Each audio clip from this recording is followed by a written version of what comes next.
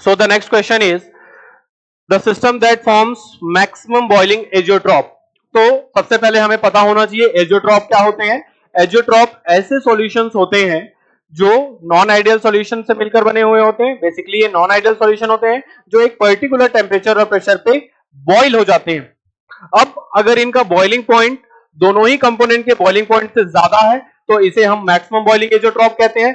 और अगर इनका बॉइलिंग पॉइंट दोनों ही कंपोनेंट के बॉइलिंग पॉइंट से कम हो तो हम इसे मिनिमम बॉइलिंग एजियोट्रॉप कहते हैं. तो हमें क्योंकि इस क्वेश्चन में कहा गया है कि मैक्सिमम बॉइलिंग एजियोट्रॉप यानी कि इस सॉल्यूशन में कंपोनेंट्स का बॉइलिंग पॉइंट जो होगा सॉल्यूशन का बॉइलिंग पॉइंट उससे भी ज्यादा होगा.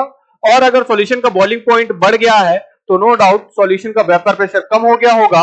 और वेपर प्रेशर कम हो जाता है तो ऐसे सॉल्यूशन होते हैं निगेटिव डेविएशन वाले नॉन आइडियल सॉल्यूशन.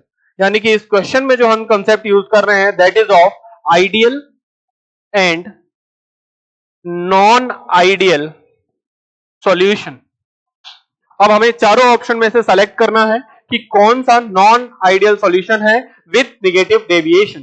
तो अगर हम देखें ऑप्शन डी को, हेक्सेन और हेप्टेन होमोलॉगस सीरीज के मेंबर हैं, ये एक आइडियल सॉल्यूशन का फॉर्मेशन करेंगे.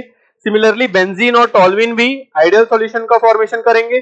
कार्बन डाइसल्फाइड और एसीटोन पॉजिटिव डेविएशन वाले सॉल्यूशन होंगे और एसीटोन और क्लोरोफॉर्म आपस में मिलकर एक निगेटिव डेविएशन वाला सॉल्यूशन बनाते हैं. यानी कि एसीटोन और क्लोरोफॉर्म का सॉल्यूशन एक मैक्सिमम बॉइलिंग एजियोट्रॉप का फॉर्मेशन कर सकता है.